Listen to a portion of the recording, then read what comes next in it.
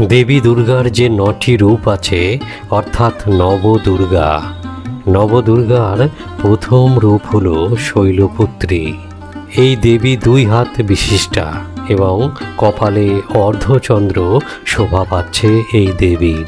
দেবীর ডান হাতে থাকে ত্রিশূল এবং বাম হাতে থাকে পদ্মফুল। দেবীর বাহন ষাঁড় বা নন্দী। দেবী শৈলপুত্রীকে সতীর পূর্বজন্ম হিসাবে বিবেচনা করা হয়। এই সম্পর্কে যে কাহিনী আছে তা এখন বর্ণনা করছি। পুরাণ অনুযায়ী দক্ষের কন্যা ছিলেন সতী। পতিনিন্দা অর্থাৎ শিবের নিন্দা শুনে দেবী সতী দেহত্যাগ করেছিলেন সেই যজ্ঞের সম্মুখে। একথা শোনার পর মহাদেব দেবীকে নিয়ে তাণ্ডব করতে থাকেন।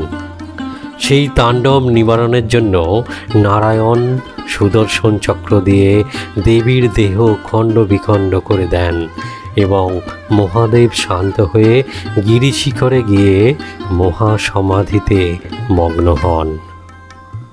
এদিকে দৈত্যরাজ তারকাসুরের অত্যাচারে দেবগণ অসহায় হয়ে পড়লে সবাই দেবতারা একত্রিত হয়ে ভাগবতীর শরণাপন্ন হলেন।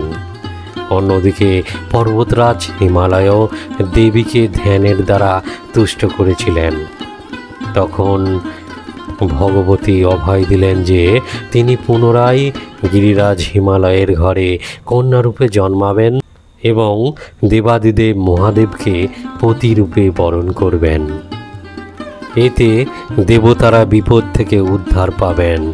হিমালয়ের কন্যা অর্থাৎ শৈলশিখরে জন্মগ্রহণ করেছিলেন বলে এই দেবীর নাম শৈলপুত্রী।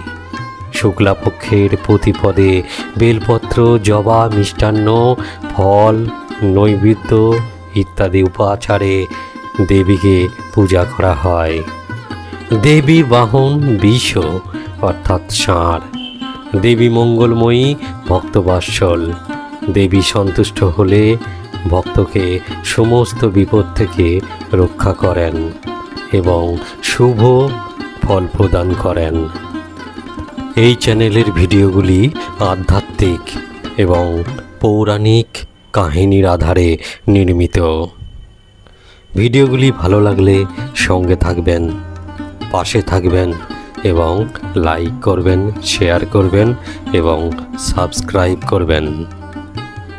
দেখা হবে পরবর্তী ভিডিওতে। নমস্কার, ধন্যবাদ।